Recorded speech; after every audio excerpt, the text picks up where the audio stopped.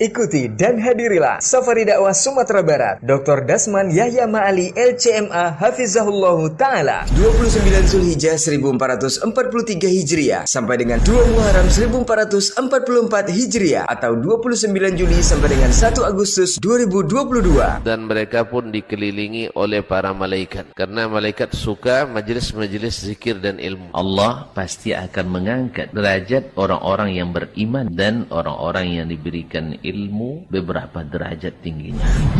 Jumat 29 Zulhijjah 1443 Hijriah atau 29 Juli 2022, Masjid Tuanku Imam Bonjol, Lubuk Sikaping, Pasaman. Ba'da maghrib sampai dengan selesai, ibarat menggenggam bara api.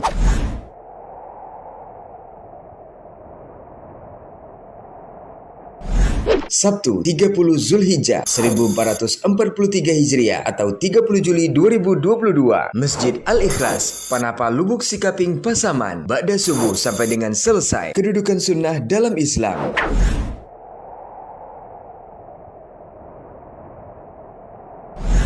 Ba'da zuhur sampai dengan selesai, Masjid Abu Ayyub Al-Ansori, Pasaman Barat. Biarlah demi cinta.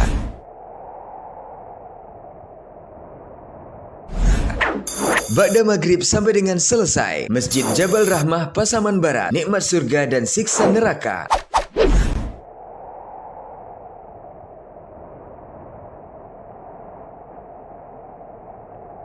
Ahad 1 Muharram 1444 Hijriah atau 31 Juli 2022, Ba'da subuh sampai dengan selesai, Masjid Raya Nurul Huda, Batu Basa, Kabupaten Padang Pariaman. Nikmat di atas hidayah.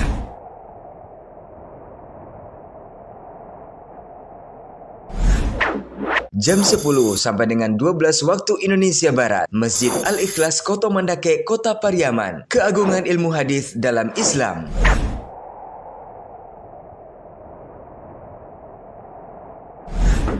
Ba'da maghrib sampai dengan selesai, Masjid Nurul Hidayah, Jalan Indarung, Rimbo Datar, Kelurahan Bandar Buat, Kota Padang. Tunjukkan aku jalan yang lurus. Dan Senin 2 Muharram 1444 Hijriah atau 1 Agustus 2022, Ba'da subuh sampai dengan selesai, keistimewaan sholat subuh berjamaah, Masjid Nurul Hidayah, Jalan Indarung, Rimbo Datar, Kelurahan Bandar Buat, Kota Padang. Kajian ini insya Allah disiarkan di semua media sosial. Abiyati TV, Pasaman Mengaji, Saudi TV, KM TV, Manhaj Salaf TV, Hak TV, Baba TV Sunnah, Suska Mengaji, Payakumbuh Mengaji, Bangkinang Mengaji, Kampar Mengaji, Aira TV, Datariau.com, dan Radio Robani 91,1 FM. Terbuka untuk umum. Untuk kaum muslim. Assalamualaikum warahmatullahi wabarakatuh. Alhamdulillahi Zil Jalali wal Ikram, wa huwa sahibut tawli wal in'am.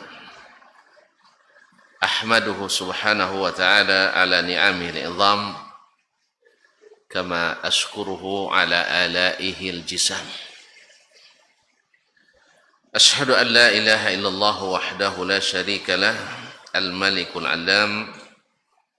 Wa ashhadu anna Muhammadan abduhu wa rasuluhu sayyidul anam, alaihi afdalus salati wa atammus salam, wa ala alihi wa ashabihi al-kiram wa tabi'ina lahum bi ihsan ma ta'aqabatil layali wal ayyam. Amma ba'du, فأولى ما يفتتح به الكلام بمثل هذا المقام الوصية بتقوى الله الملك العلام وطاعته على الدوام، فإن تقوى الله أعلى نسب، وإن طاعته أغلى مكتسب، إن أكرمكم عند الله أتقاكم، وتزودوا فإن خير الزاد التقوى واتقون يا أولي الألباب. Para alim ulama, cerdik pandai, tokoh adat, tokoh masyarakat, baik yang hadir di Masjid Al-Ikhlas Lubuk Sekaping ini, ataupun yang menyaksikan melalui media dimanapun berada, para hadirin wal hadirat, khususnya ada teman saya di sini, Dr. Erwan, imam kita, dan Bapak, Masya Allah pengurus,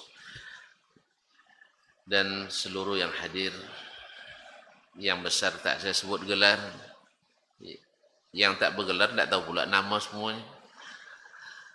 Semoga Allah SWT senantiasa melimpahkan rahmat dan karunia kepada kita semua. Alhamdulillah, di subuh ini diguyuri rahmat Allah SWT yang menambah suasana semakin sejuk dan mudah-mudahan menyejukkan hati dan nurani dengan iman dan Islam. Allahumma sayyiban nafi'a. Ya Allah, jadikanlah hujan ini hujan yang mendatangkan manfaat. Asbahna wa asbahal mulku lillah. Kita kembali diizinkan Allah hidup atau menyambung hidup ini. Berarti masih terbuka dan terbentang jalan yang luas dan lapang untuk menuju surga. Karena kalau sudah tidak ada lagi, dah kiamat kita, tidak ada lagi untuk masa untuk menambah dan melapangkan jalan menuju surga. Oleh itu kita bersyukur kepadanya pagi ini, di subuh ini, Allah lapangkan hati kita dengan cahaya iman dan keikhlasan sehingga sampai ke Masjid Al-Ikhlas ini. Dan Nabi beritahukan berita gembira kepada orang-orang yang berjalan di waktu gelap menuju rumah-rumah Allah, diberikan cahaya yang terang benderang dan sempurna pada hari kiamat. Yauma la yukhzillahu an-nabiyya walladzina amanu ma'ahu yaqulun rabbana atmim lana nurana waghfir lana innaka ala kulli syai'in qadir. Pada hari Allah tidak merendahkan orang rasul dan orang yang beriman bersamanya. Cahaya mereka dari depan, dari kanan. Mereka berdoa, ya Rabb kami, sempurnakanlah cahaya kami. Nabi katakan, وَبَشِّرُ الْمَشَّائِينَ بِالظُّلَمِ إِلَى الْمَسَاجِدِ بِالنُّورِ التَّامِّ يَوْمَ الْقِيَامَةِ. Beritakanlah berita gembira kepada orang-orang yang berjalan di tengah gelap menuju rumah-rumah Allah dengan cahaya yang sempurna pada hari kiamat nanti. Apalagi solat subuh ini, Bapak dan Ibu yang saya muliakan, datang kepadanya, solat sunatnya saja lebih baik daripada dunia dan seisinya. Apa rencana kita hari ini dunia ini? Ada yang nak berdagang, ada yang nak, apa lagi? Ada yang nak berdagang, ada yang nak berolek godang, ada yang nak berlibur dan seluruhnya. Tetapi 2 rakaat subuh ini lebih berat dan lebih besar nilainya dari dunia dan seisinya ini. Allah, maka rugi kalau kita tidak datang salat ke masjid ini. Rugi kalau tidak ikut salat sunatnya. Makanya kenapa di salat subuh ini masa tenggang antara azan dan iqamahnya lebih panjang dari salat-salat yang lain, supaya tidak satu pun kita kecuali mendapatkan kelebihan ini. Maklumlah yang namanya subuh, ya Pak ya, banyak urusan. Bangun pertama berapa kali menggeliat dulu kiri kanan baru bisa. Pasang alarm jam 4.30 baru bisa tegak. Nah, 4.30 baru bisa. Pasang alarm jam 4.30, 5.30 baru bangun. Makanya bagusnya memang Di mana-mana kalau kami di Madinah waktu itu, kalau antara salat subuh, azan dan qamatnya menunggu hanya lebih kurang 30 menit atau 20 menit sampai 30 menit. Sebab apa? Urusan malam tuh pagi itu subuh tuh banyak. Betul kan? Apalagi yang sudah titik-titik. Ya, lama urusannya. Makanya rugi kalau tidak bisa sholat sunat subuh. Masyaallah kiram dirahmati Allah, ini babnya bab lain nanti. Ya intinya kita bersyukur pada Allah pada subuh ini kita bisa datang ke sini. Apalagi ditambah pula duduk sampai insya Allah kata beliau sampai terserah kultum katanya, kuliah terserah antum. Nah, insya Allah sampai syuruk. Kalau sampai syuruk lama lagi Ustaz.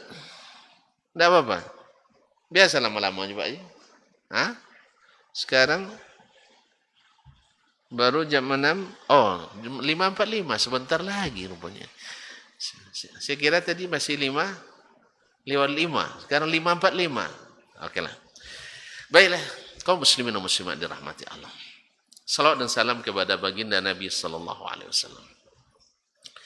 Kita benar-benar beruntung dengan didatangkannya kepada kita Nabi Muhammad sallallahu alaihi wasallam. Orang dengan kecerdasannya, dengan kejeniusannya, tinggi intelektualitasnya, tidak tahu apa-apa yang membuat dia masuk surga.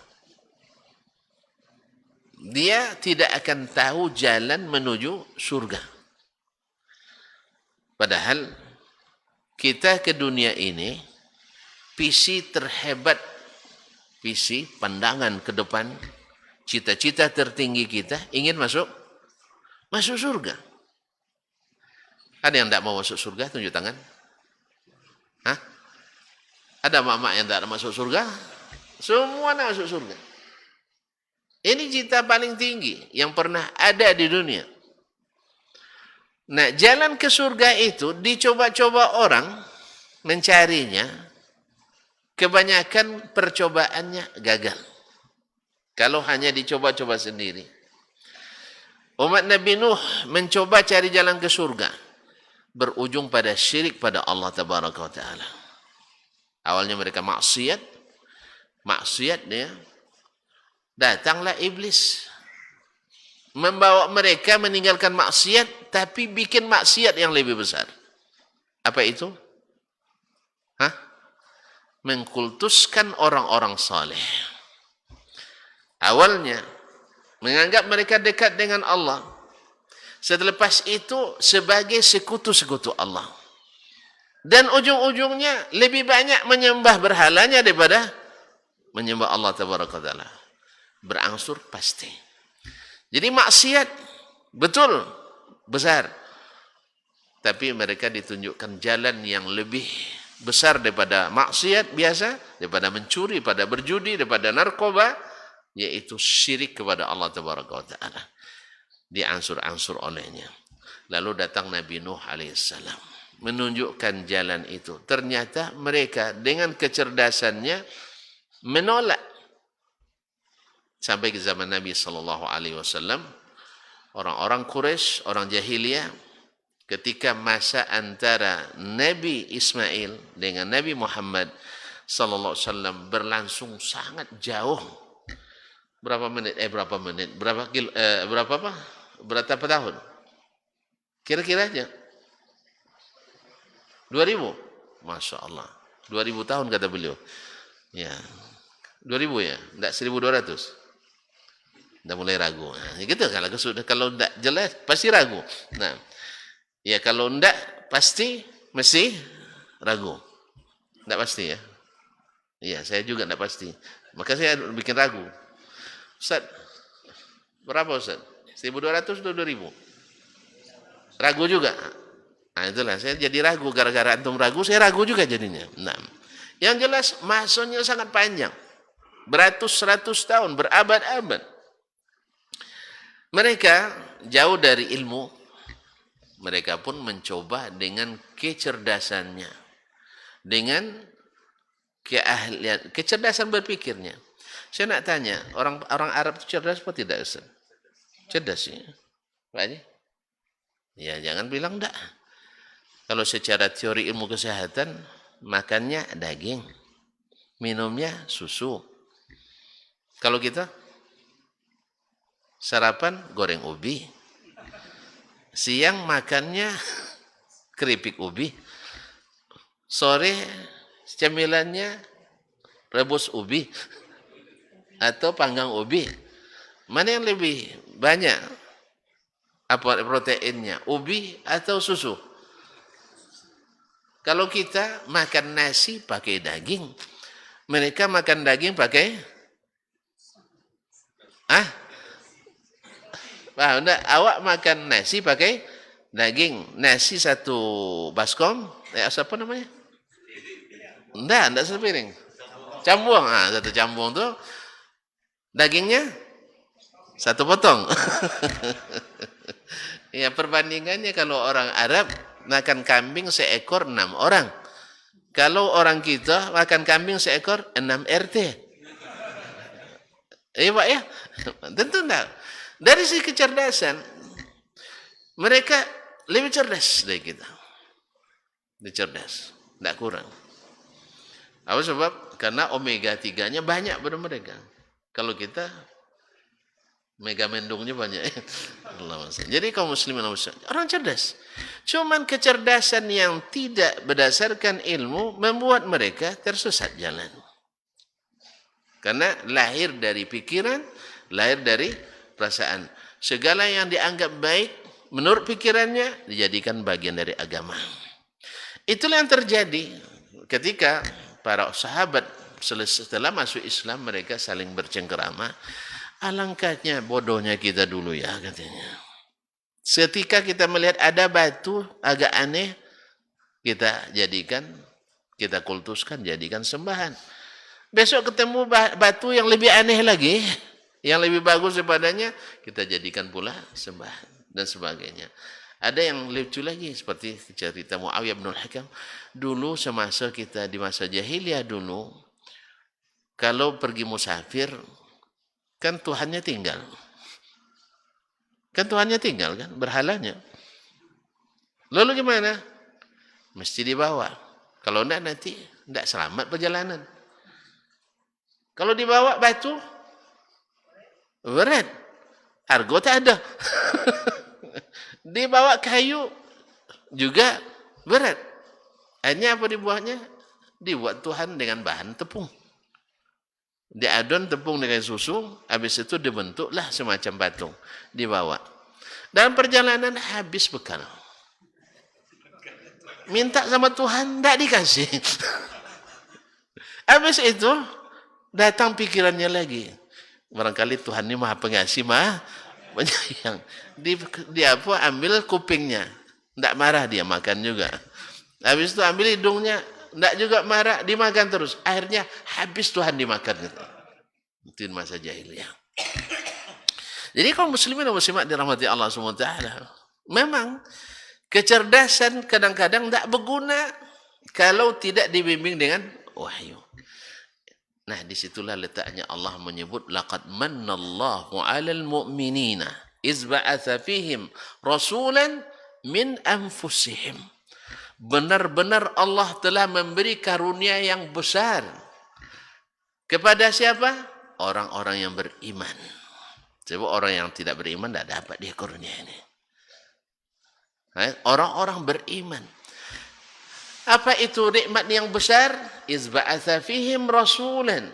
Ketika Allah utus kepada mereka seorang rasul min anfusihim, dari jenis mereka sendiri. Dari kalangan mereka sendiri, yang dikenali oleh mereka sendiri, yang terpuji di kalangan mereka sendiri, yang track recordnya atau rekam digitalnya, ada digital maksud itu, ya track recordnya mereka tahu sendiri. Subhanallah. Apa yang dibawanya? Yatslu alaihim ayatihim. Membacakan kepada mereka ayat-ayatnya. Berarti karunia besar itu ketika datang kepada kita ayat-ayat Allah Tabaraka wa Ta'ala. Jadi dengan itu terbukalah pintu yang sesungguhnya menuju cita-cita tertinggi kita, ingin masuk surga. Orang-orang jahiliyah tersesat dia. Dibuatnya keyakinan-keyakinan tadi. Nak berjalan, terbangkan burung. Terbang ke kanan, tanda beruntung. Terbang ke kiri, hara kiri. Iya, bunuh diri. Artinya ke kiri sial. Kau tidak terbang? Tidak burung namanya. Jadi kaum muslimin dan muslimat. Jadi itu hanya pikiran dan perasaan. Tidak ada hujahnya. Apa hubungannya terbang burung dengan beruntung? Berapa banyak orang beruntung tanpa menerbangkan burung? Berapa banyak orang dengan terbangnya burung tidak beruntung? Tidak ada untung. Ada lagi, bila nak datang ke suatu lembah, minta izin kepada penunggunya. Atau menyembelih, antarkan kepala kerbau ke tempat itu. Kalau dulu dalam bahasa kampung kita, kalau nak bangun jembatan, sema dulu, tahu sema? Hah? Tidak ada istilah sema di sini. Di kampung, apa istilahnya Ustaz? Tumbal ya? Kasih tumbal. Dulu sampai orang dicari wanita hamil kadang. Ditumbalkan untuk bangun jembatan dan sebagainya. Sehingga di kampung-kampung kami dulu ada namanya orang selong katanya. Itu orang selong tidak ada di sini. Apa istilahnya? Orang tukang potong kepala. Untuk cari tumbal itu. Alhamdulillah sekarang tidak ada lagi ya? Tidak ada lagi? Alhamdulillah. Masih ada. Masih ada. Kepala kerbau masih. Ya masih. Nah. Kaum muslimin dan muslimat. Apa hubungannya? Kuatnya jembatan dengan darah kerbau itu. Ada hubungannya? Hah? Tidak lama runtuh jembatan tuh. Allah musta'an. Mungkin marah jin juga katanya. Karena kerbaunya ternyata kerbau betina katanya. Mau kerbau jantan. Allah musta'an. Nah, demikian jahiliyah dulu. Lalu datang Nabi SAW membacakan ayat Allah.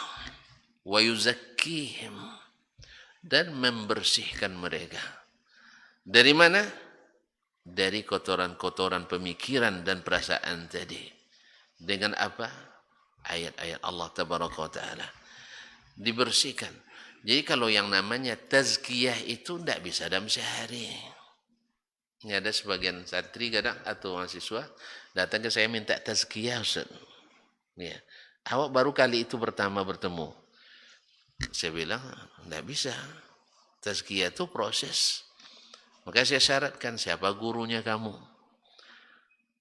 Bilangnya gurunya Haji Ahmad misalnya kan. Ya Haji Ahmad. Haji Ahmad kenal tak dengan saya? Saya kenal tak dengan dia? Kalau dia tak kenal harus kenalan dulu. Kalau saya tak kenal saya kenalan dulu. Setelah itu baru izin dia. Sebab apa namanya? Tazkiyah. Membersihkan, merekomendasikan. Jadi kita ini ditazkiyah oleh Nabi SAW supaya bisa direkomendasikan masuk surga. Nanti Nabi akan dipanggil jadi saksi kita. Waji'a bin nabiyyina wasyuhada. Didatangkan para nabi pada hari kiamat. Wa wudi'al kitab waji'a bin nabiyyina wasyuhada. Didatangkan para nabi dan para saksi. Wa qudiya bainahum bil haqq. Saat itu dihukum putus hukuman di antara mereka dengan hak. Tidak ada sogok menyogok lagi. Allah bisa disogok? Hah? Malaikat bisa disogok? Hah? Para nabi bisa disogok? Tidak. Hukum benar-benar bil haq. Tidak ada yang tertinggal satupun. La yurghadiru saghiratan wala kabiratan. Tidak ada sedikit pun yang. Nah, ini yang dibersihkan oleh Nabi SAW supaya kita bisa direkomendasikan masuk surga. Nah, bisa dengan syafaat beliau nanti. Orang-orang yang betul-betul direkomendasikannya bisa dapatkan syafaatnya. Dan syafaat itu tidak diberikan dengan sembarangan. Harus Allah mengridai orang yang diberi syafaat dan orang yang memberi syafaat. Oleh sebab itu, mohon syafaat Nabi adalah dengan rekomendasi Nabi. Oleh sebab itu, di sini pentingnya sunnah Nabi Sallallahu Alaihi wasallam wa yu'allimuhumul kitaba wal hikmah, dan mereka mengajarkan nabi itu mengajarkan kepada mereka Alkitab. Jadi membaca, membersihkan, kemudian mengajarkan. Berarti ada ilmunya. Nabi SAW mengajarkan Alkitab wal hikmah. Berkata Imam kita Asy-Syafi'i rahimahullah, sami'tu man arda min ahli ghair wahidin mimman arda bihi min ahli ilmi bis sunnah. Saya mendengar tidak sedikit ulama yang saya ridai, yang saya akui ilmunya, mengatakan bahwa yang dimaksud dengan al-hikmah dalam ayat itu dan yang sejenisnya adalah as-sunnah. Adalah as-sunnah. Jadi yang diajarkan Nabi itu adalah Alkitab was-sunnah. Oleh itu, kalau ada yang bertanya, andainya kita dalam hidup ini dengan visi ingin masuk surga, cukup tidak Al-Quran dan Sunnah untuk masuk surga? Antum ragu? Tidak cukup? Hah? Cukup? Cukup apa enggak? Alhamdulillah. Cukup sekali. Karena Nabi yang katakan itu. Taraktu fikum man in i'tasamtum bihi amrayna ma in i'tasamtum bihima. Dalam riwayat lain, in tamassaktum bihima. Hadis riwayat Abu Dawud, At-Tirmidzi dan Al-Hakim. Ma in tamassaktum bihima lan tadillu ba'di. Dalam riwayat lain, lan tadillu abada. Aku tinggalkan bagi kalian dua perkara.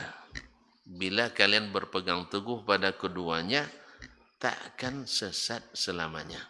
Kau tak sesat? Maksudnya kemana?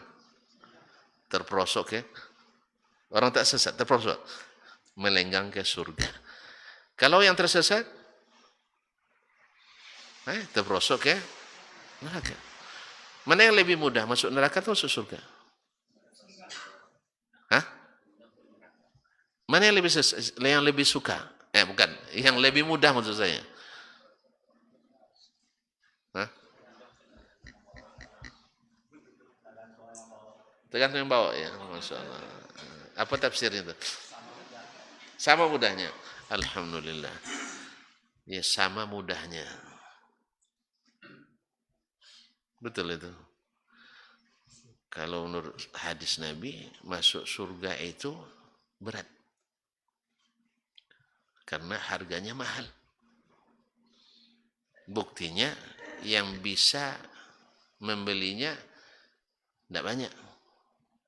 Mana yang lebih banyak? Calon masuk surga atau calon masuk neraka? Saya tak punya kuncinya. Jangan salah paham. Ya. Jangan salah paham. Tapi kalau kita lihat zahirnya, mana yang lebih banyak calon masuk surga atau masuk neraka?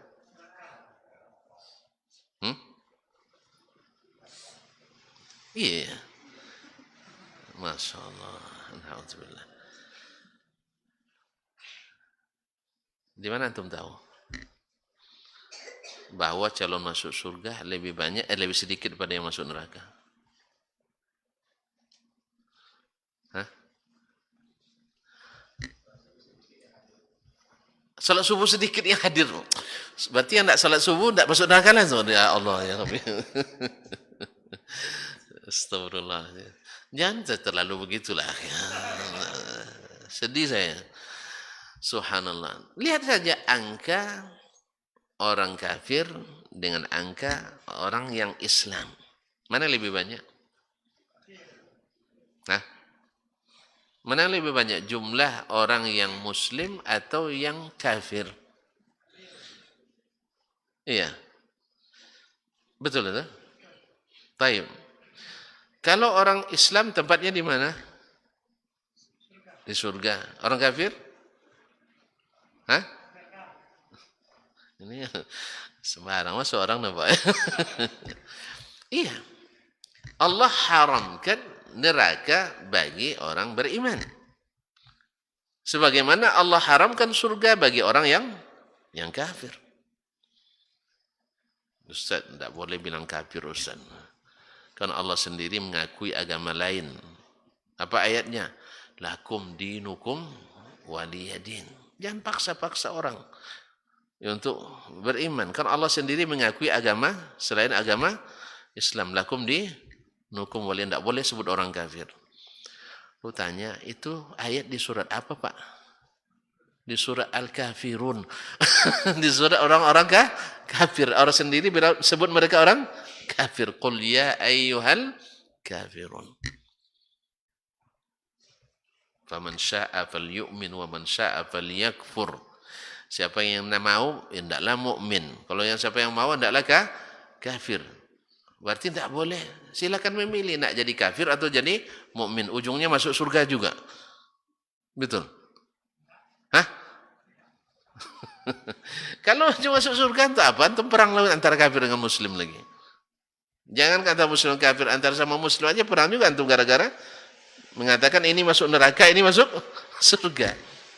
Jadi kaum muslimin dan muslimat dirahmati Allah. Ayat itu tidak berhenti di situ. Bahwa orang yang kafir, nah teruskan ujungnya, akan masuk neraka. Yang beriman akan masuk surga. Jadi tidak berhenti. Jadi Allah tidak nyuruh milih dia.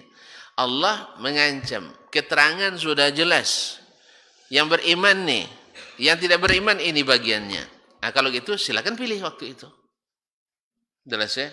Kamu mau jadi orang baik, pergi masjid Ikhlas. Kalau jadi orang buruk, pergi ke bukan masjid, pergi ke tempat yang bikin orang buruk. Iya kan? Apakah itu pilihan atau ancaman tuh? Pilihan atau ancaman? Kamu nak jadi orang baik, pergi ngaji masjid Ikhlas. Kalau nak jadi orang buruk, mana tempatnya buruk saya? Tempat apa? Tempat orang berjudi misalnya di kuburan. Sekarang orang judi di kuburan. Nah, narkoba banyak di kuburan sekarang. Jadi tidak ada lagi, dulu orang ke kuburan takut mati kan. Sekarang kuburan nantang mati dia. Allah musta'an.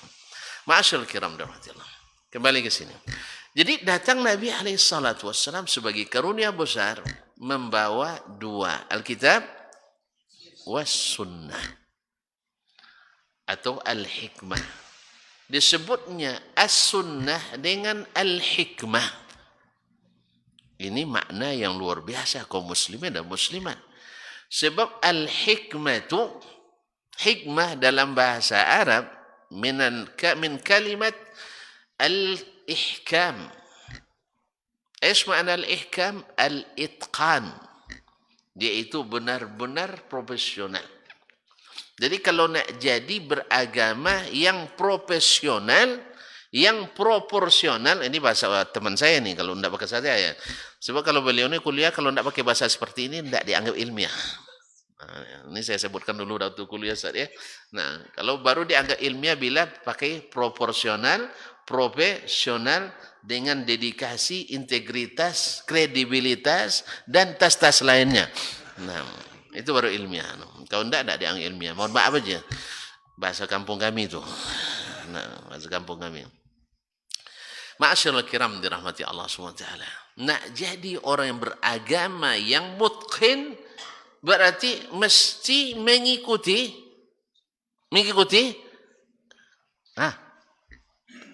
Nabi SAW. Dulu ketika sahabat masih hidup, mereka kan yang namanya sahabat waktu itu kan masih sedang belajar. Seperti kita juga sedang belajar. Makanya kalau ada teman kita, saudara kita muslim, belum seperti kita dia mengamalkan sesuatu agama, jangan langsung dikucilkan. Tapi harus diajarkan. Ini mohon maaf sebagian kita mentang-mentang dah ngaji, yang tak ngaji dilecehkan, direndahkan. Akhirnya apa? Orang awalnya nak ngaji tapi nengok kita yang begitu. Iya tak? Mandang aja nih. Nengok orang merokok. Belalakinnya. Ya orang rokok itu kaum muslimin lebih dia cintai dari istrinya. Abang berhentilah merokok nih bang katanya. Mahal lah dos sekarang katanya. Abang katanya. daripada berhenti merokok, lebih berhenti jadi suami kamu katanya. Saya lebih duluan jatuh cinta pada rokok daripada Anda yang seperti itu, antum tidak sabar menghadapinya, dia tidak akan ngaji. Apa nak ngaji mesti ikhlas, syaratnya tidak boleh merokok. Iya, orang yang merokok tidak boleh ngaji di situ. Bukan maksudnya dalam masjid tidak boleh merokok, tidak. Asal awak masih merokok, mandang ya orang coba akhir gitu katanya. Ini orang tidak jadi simpati dengan ngaji itu. Apa sebab? Sejak ngaji, tidak disapunya kita. Sejak ngaji, tidak senyum loh kita. Ada disapunya kita. Ya saya, tidak dihormati kita. Ma'asyarul kiram, dihormati Allah. Jadi Nabi SAW adalah yang paling hikmah, yang paling itqan. Makanya al-hikmah itu disebut oleh para ulama, maknanya di antara maknanya adalah al-ihkam. Ada yang mengatakan maknanya isabatul haq, benar-benar mendapatkan kebenaran. Kalau Imam Al-Ghazali rahimahullah menyebut al-hikmah dengan fi'lu ma yanbaghi fima yanbaghi bima yanbaghi, yaitu melakukan sesuatu yang patut dilakukan dengan cara yang patut dilakukan pada waktu yang patut dilakukan. Dan itu pada hadis pada Nabi SAW, ilmu itu yang sempurna. Makanya kenapa kita sholat subuh 2 rakaat ya? 2 rakaat tadi. 2 rakaat. Kenapa antum tidak tambah? Karena Nabi tunjukkan 2. Andai Nabi tunjukkan 3, kita buat 3. Andai Nabi tunjukkan 5, kita buat 5. Andai 20, kita buat 20. Tapi untung tidak 20. 2 aja. 2 saja. Itulah kata beliau, tidak banyak yang tidak datang katanya. 2 aja ada banyak yang tidak datang. Tapi saya takut mungkin tidak datangnya karena mungkin cepat komatnya barangkali. Tidak terkejar. Kita coba nanti Pak Ketua. Iya kita cobakan lambatkan komat sedikit. Sampai 20 menit. Karena maklumlah bangun tidur subuh ini tidak sama kita. Kan tidak sama dah. Atau bangun jam berapa? Jam 3? Jam 4? Nih, bangun terbuka mata aja. Iya terbuka mata. Sama lah. Saya jam 4 kurang dah buka mata tadi. Cuman realisasinya baru jam 4:04. Datang ke sini baru jam 5 kurang. Pas azan tadi. Allah musta'an. Jadi kaum muslimin, lama prosesnya gitu. Jadi kalau dilambatkan dikit mungkin, tapi tidak tahu lah, terkait dinasnya imam nanti. Terganggu dinasnya. Yang kedua, dilambatkan sedikit itu membuat jarak antara syuruk dengan salat selesai lebih dekat. Sehingga tidak terlalu berat orang nunggu syuruk lagi. Ya, dan tidak cepat pulang ke rumah. Sebab kalau pulang ke rumah, indah nampaknya bantal itu. Ambil buku tapi ambil sandarannya sofa. Insya Allah buku tidak selesai setengah halaman, awak sudah dan mimpi baca 1000 halaman. Iya, khususnya bagi yang sedang bergadang itu. Makanya lambat selesai salat subuh itu Nabi SAW sampai selesai salat hatta asfara jiddan. Sampai sinar di ufuk timur itu sudah terang.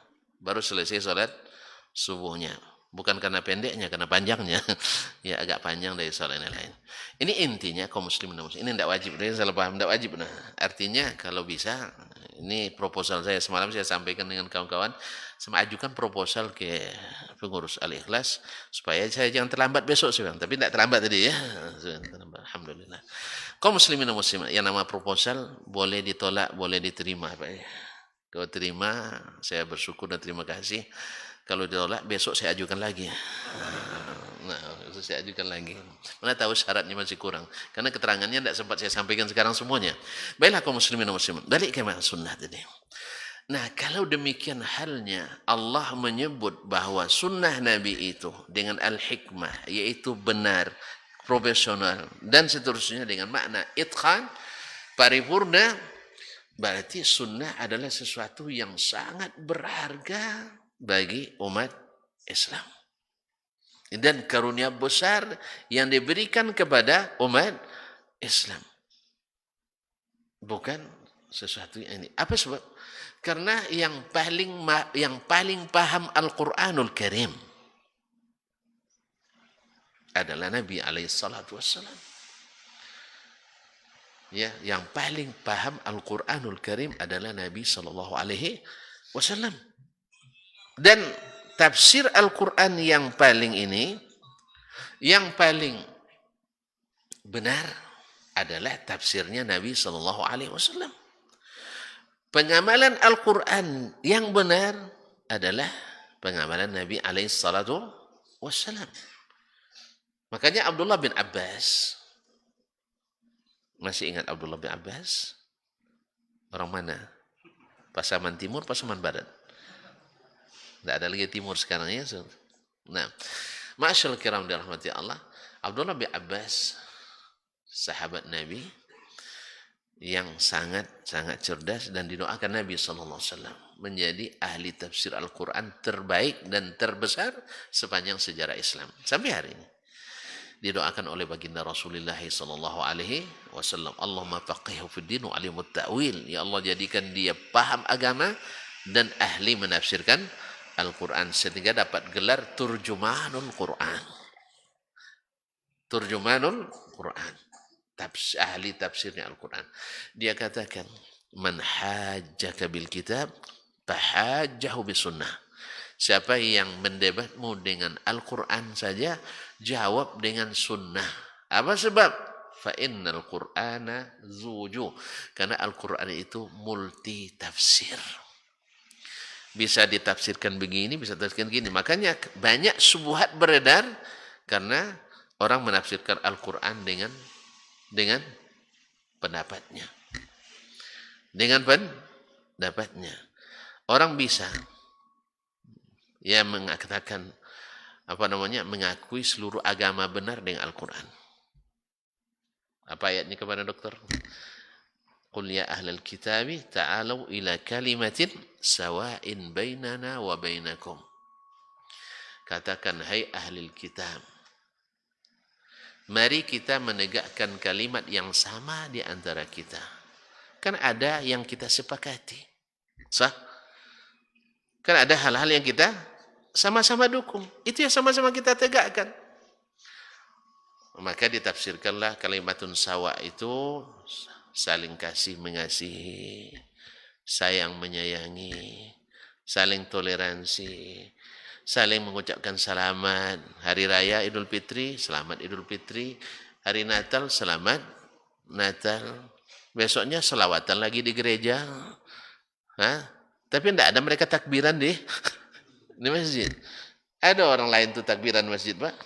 Tidak ada. Awak selawatan di gereja? Ada. Dari mana? Dari ayat tadi. Apa sebab? Mereka menafsirkan ayat dari pikiran. Padahal kalau ditafsirkan ayat dengan Al-Quran, ditafsirkan ayat dengan hadis, tak akan ada yang seperti itu. Sebab ayat belum selesai. Alla na'buda illallah. Apa kalimatun sawa yang bisa menyatukan kita dengan Yahudi dan Nasrani itu? Yaitu bila tidak beribadah kecuali kepada Allah.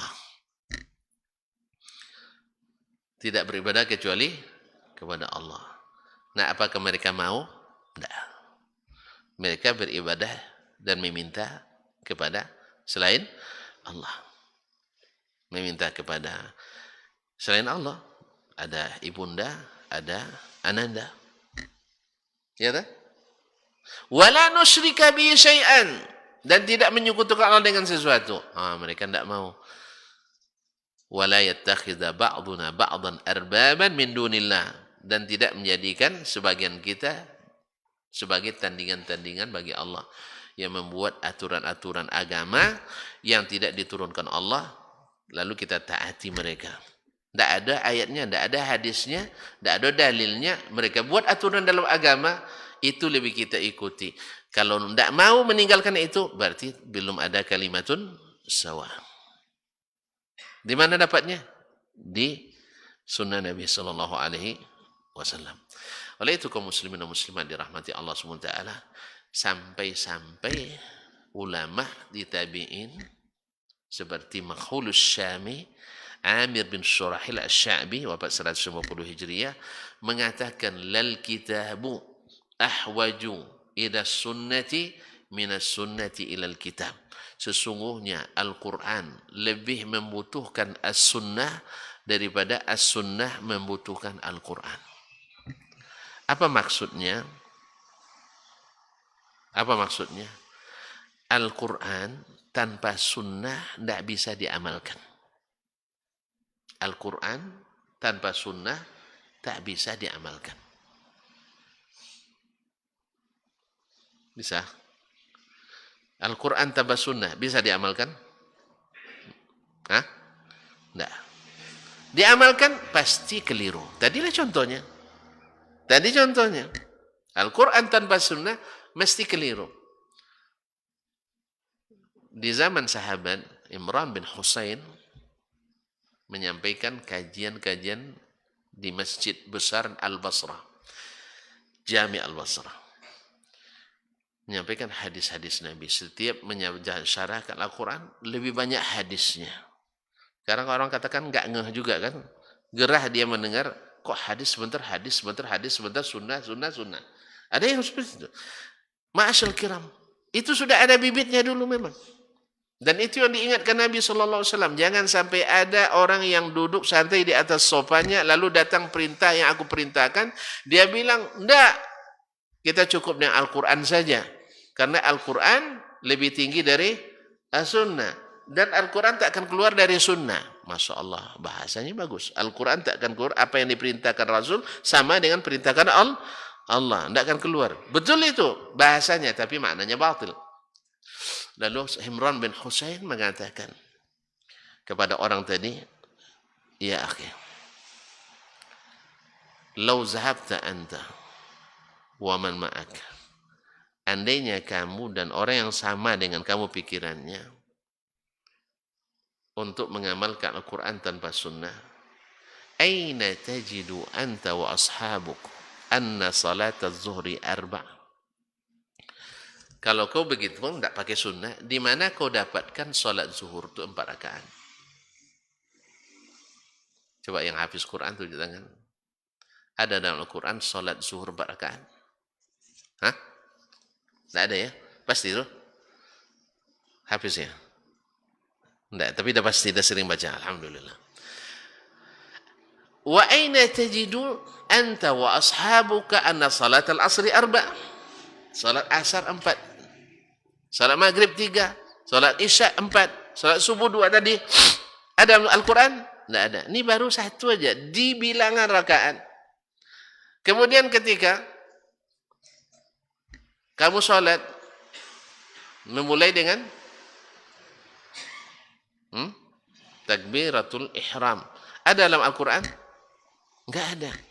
Habis takbir baca doa iftitah. Apa bunyinya? Banyak ya. Allahumma ba'id ya. Muhammadiyah. dulu begitu tuh, kalau mau ba'id Muhammadiyah nih. Kalau apa? Allahu akbar kabiran walhamdulillahi katsiran, berarti ini NU nih katanya. Atau berarti kalau di Sumatera. Tidak, semuanya itu sabit dari Nabi SAW. Antum nak baca Allahumma barik, silakan. Allahumma ba'id silakan. Subhanakallah bihamdik, boleh. Semuanya hadis sahih dari Nabi SAW. Nah, ma'asyal kiram. Terus baca apa lagi? A'udzubillah. Ya, selesai baca, kita baca a'udzubillah. Ada dalam Al-Quran? Hah? Ada. Wa idza qara'tal Qur'an fasta'iz billah. Cuman sigatnya dari mana antum dapat? Dari hadis Nabi sallallahu alaihi wasallam. Ada a'udzubillahi samiil alimi minasyaitonir rajim. Ada a'udzubillahi minasyaitonir rajim. Ala a'udzubillahi samiil alimi minasyaitonir rajim min hamzihi wa nafthihi wa nafthihi. Di mana dapat? Di sunnah. Ma'asyal kiram. Salat aja tidak bisa kita dirikan kalau tidak memakai sunnah Nabi SAW. Oleh sebab itu, kedudukan as-sunnah dalam Islam adalah seperti kedudukannya Al-Quran dalam Islam. Bahkan kaum muslimin ketika kita membahas tentang apa makna as-sunnah. As-sunnah itu menurut ulama hadis saja ada 4 hal yang dimaksud ketika disebutkan as-sunnah. Yang pertama, kullu ma jaa fil kitabi wal hadis atau kullu ma jaa fil qur'ani was sunnah. Semua yang ada dalam Al-Qur'an dan sunnah disebut sunnah. Semua yang ada dalam Al-Qur'an di sunnah disebut dengan sunnah. Yaitu jalan yang dirantus oleh Nabi alaihi salatu wassalam. Dalam hadis dari Abu Hurairah, Nabi SAW mengatakan, "Faman ghaiba an sunnati falaysa minni." Siapa yang membenci sunnahku tidak termasuk golonganku. Maksudnya bukan hanya membenci hadis, termasuk membenci Al-Quran. Karena Al-Quran dan hadis adalah masuk sunnah Nabi Sallallahu Alaihi Wasallam. Sebab ketika ditanya Ibunda Aisyah radhiyallahu anha tentang akhlak Nabi, dia jawab, kana khuluquhul Quran. Berarti Al-Quran itu adalah sunnahnya Nabi. Karena sunnah itu adalah semua yang datang dari Nabi SAW yang ditempuhnya, jalan yang dilaluinya, ini sunnah Nabi SAW, dan Nabi memakai dua-duanya. Ini juga dimaksud dengan sunnah. Yang kedua yang dimaksud dengan as-sunnah itu adalah yaitu sesuatu yang disebutkan bersama Al-Quranul Karim. Baik dengan lafaz sunnah ataupun dengan lafaz selain sunnah. Misalnya al-hikmah tadi. Misalnya al-hikmah. Ma'asyaraka, segala sesuatu yang diatafkan kepada Al-Quran, maka dia adalah sunnah Nabi SAW. Nabi SAW mengatakan, taraktu fikum ma in i'tasamtum bihima lan tadillu abada. Kitab Allah wa sunnata Nabi SAW. Aku tinggalkan pada kalian 2 perkara, kalau kalian pegang teguh tak akan sesat selamanya. Tadi kalau berpegang teguh pada sunnah mungkin sesat? Tidak. Makanya mohon maaf, tadi kan ketika menukil perkataan Imam Asy-Sya'bi, Al-Quran lebih membutuhkan sunnah daripada sunnah membutuhkan Al-Quran. Apa sebab? Karena dengan sunnah Al-Quran terjalankan. Tapi tanpa sunnah Al-Quran saja tak bisa dijalankan. Andainya, berandai-andai ini, tak satu ayat Al-Quran pun sampai ke kita. Kecuali melalui hadis. Tidak ada yang pandai baca Quran, tapi semuanya pandai hadis Nabi SAW. Maka seluruh yang ada dalam Al-Quran teramalkan. Kalau antum mengamalkan seluruh sunnah Nabi SAW. Tapi kalau sampai pada kita Al-Quran saja, tapi tidak masuk sunnah, Al-Quran sendiri tak akan teramalkan dengan benar. Tak teramalkan dengan benar. Makanya kaum muslimin dan muslimat, dari dulu semasa mahasiswa, siapapun pejabat yang berkaitan dengan agama, saya sampaikan waktu itu, kita selama ini musabaqahnya selalu musabaqah Al-Quran. Tilawatul Quran, hifzul Quran, fahmil Quran, syarhul Quran, khatul Quran, jual Quran. Musabaqah Quran banyak cabangnya. Kenapa tidak ada musabaqah hadis? Bukan tujuan musabaqah sebagaimana musabaqah Al-Quran, bukan tujuannya musabaqah, bukan. Tapi tujuannya supaya orang mencintai Al-Quran. Awalnya cinta buta, habis itu cinta setia. Kan biasa Pak. Awalnya kita Al-Quran, mungkin orang pertama masuk baca Quran ingin jadi qari terkenal. Bisa, tidak ada masalah awalnya. Tapi seperti kata Sufyan Ats-Tsauri, talabnal ilma li ghairillah fa aba illa yakuna lillah. Kami nuntut ilmu itu awalnya bukan karena Allah, tapi ilmu mengajarkan kami untuk selalu menuntut ilmu dengan karena Allah. Jadi tujuan bukan itu. Apa sebab? Ya, kalau Al-Quran saja orang tidak mencintai sunnah dan tidak mengamalkan sunnah, akhirnya terjadilah mengamalkan Al-Quran menurut keyakinan masing-masing tadi. Ya kan? Sehingga banyak pemikiran-pemikiran tersesat dan subuhat-subuhat karena hanya berpegang pada Al-Quran saja. Alhamdulillah 2 tahun kemarin diadakan musabaqah hadis. Tapi tahun ini kabarnya sudah dihilangkan lagi barangkali. Kurang anggaran barangkali. Kurang anggaran barangkali. Mungkin tidak. Kalau anggaran sebenarnya seremonial ini yang tidak penting-penting dipangkas saja. Ini lebih banyak habis untuk seremonial. Sehingga honor hakim sedikit. Honor hakim sedikit sehingga ketika menilai nanti jadi ngantuk nih. Allah Ustaz.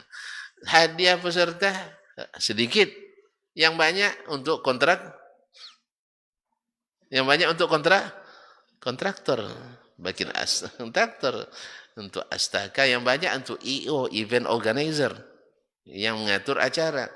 Untuk ini tinggal dikit. Ini sebenarnya yang ini kan tak penting. Banyak pula termasuk di antara maksiat pula kan. Yang ditampilkan musabaqah tilawatul Quran, berbagai tarian yang kadang-kadang membuka aurat. Kan ada sebagian yang buka aurat, belum lagi ikhtilat laki-laki dan perempuan. Mungkin makanya musabaqah hadis itu penting dan supaya kita bisa ini. Yang ketiga yang dimaksud dengan as-sunnah itu adalah sesuatu yang dijadikan lawan daripada bid'ah. Lawan daripada bid'ah. Jadi disebut dulu di kalangan salaf fulanun ala sunnah. Lawannya fulanun ala bid'ah. Sehingga banyak para ulama menulis waktu itu tentang akidah ahli sunnah, disebut kitabnya As-Sunnah. Seperti As-Sunnah Imam Ahmad, As-Sunnah lil Khallal, Syarh As-Sunnah lil Muzani murid Imam Asy-Syafi'i, Ushul Sunnah lil Lalakai dan seterusnya. Jadi akidah yang berdasarkan hadis, berdasarkan ini yang tidak ada bid'ah di dalamnya disebut As-Sunnah. Yang ada bid'ah di dalamnya tidak disebut dengan As-Sunnah. Kemudian yang terakhir adalah as-sunnah, yang dimaksud adalah sesuatu yang disunnahkan bahasa kita. Ini apa hukum Ustaz? Sunat. Ini apa hukumnya? Wajib. Artinya bila dikerjakan berpahala. Bila ditinggalkan rugi. Rugi bukan tidak berdosa. Kalau tidak berdosa ringan jadinya. Jadi yang sunnah itu bila dikerjakan beruntung besar. Tadi kan salat sunat subuh lebih baik dari dunia dan seisinya.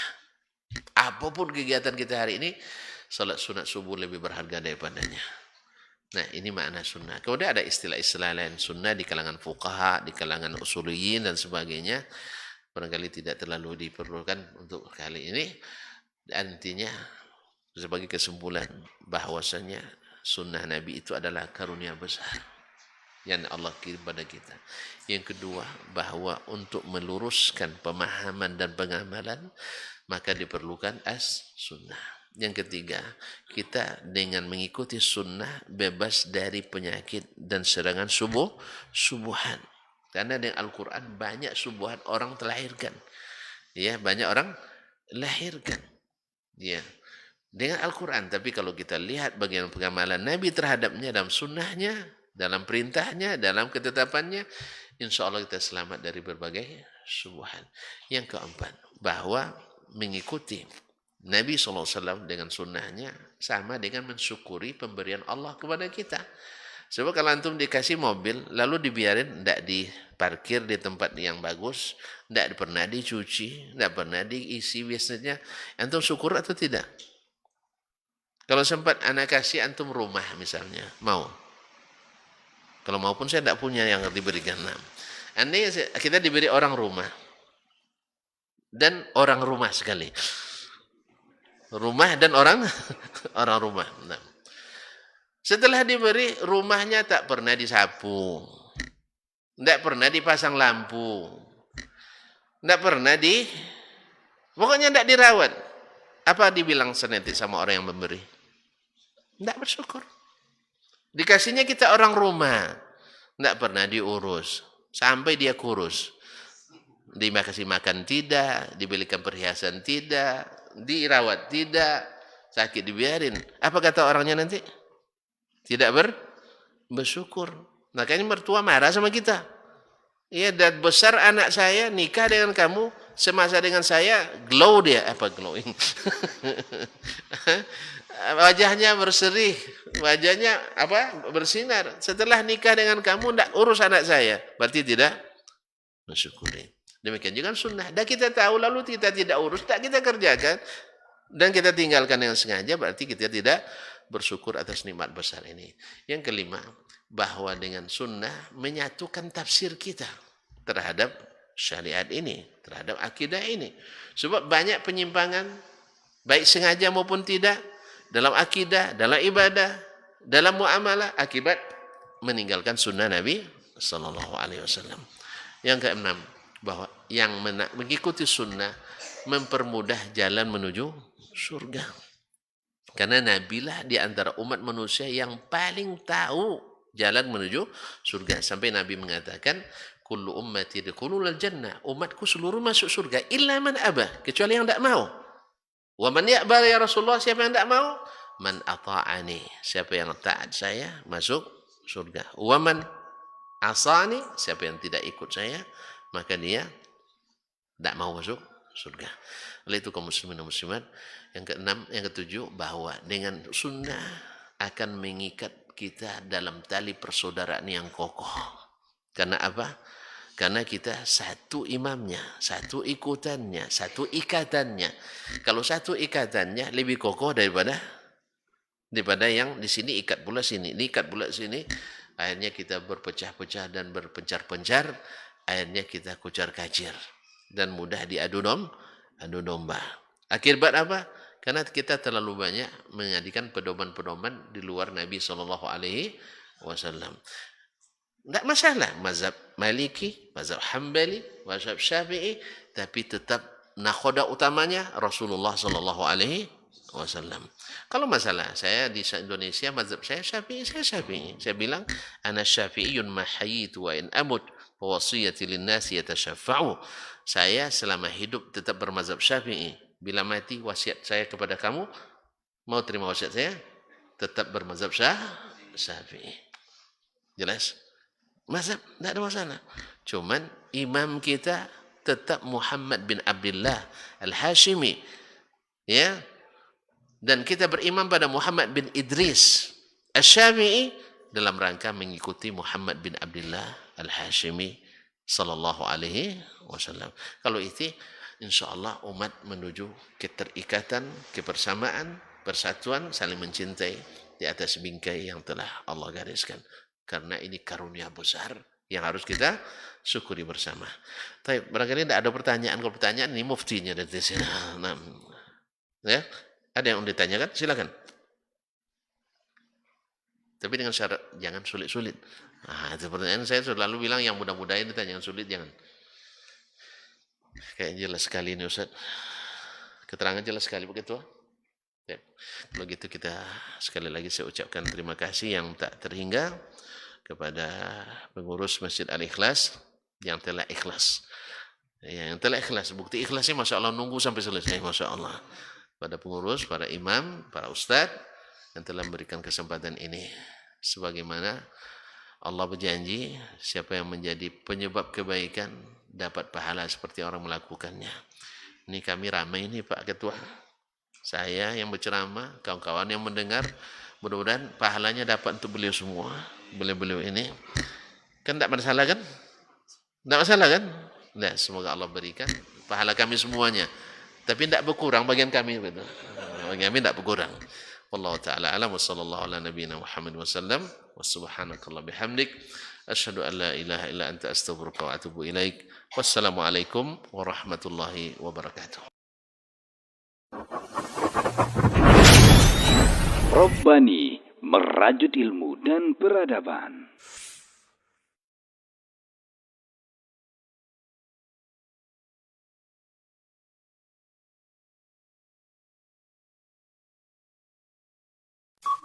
Dr. Dasman Yaya Ma'ali LCMA Hafizahullah, Dr. Helmi Basri LCMA Hafizahullah, Dr. Hidayatullah Ismail LCMA Hafizahullah.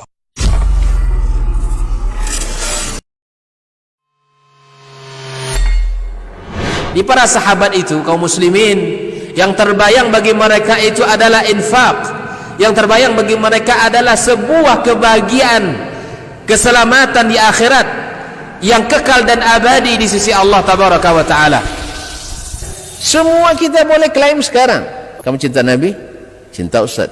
Cinta Nabi? Cinta Ustaz. Termasuk saya. Cinta Nabi? Cinta. Kapan tahunya? Besok di akhirat. Maka apa kata Nabi sallallahu alaihi wasallam? Amalur rajuli biyadih. Penghasilan yang terbaik adalah pekerjaan yang dilakukan oleh seseorang dengan tangannya sendiri. Wa kullu bai'in mabrur, dan setiap jual beli yang mabrur. Ini aktivitas ini membantu saya di akhirat atau akan menyulitkan saya di akhirat? Kalau seandainya perbuatan itu ternyata akan menyulitkan kita di akhirat kelak, tinggalkan perbuatan itu.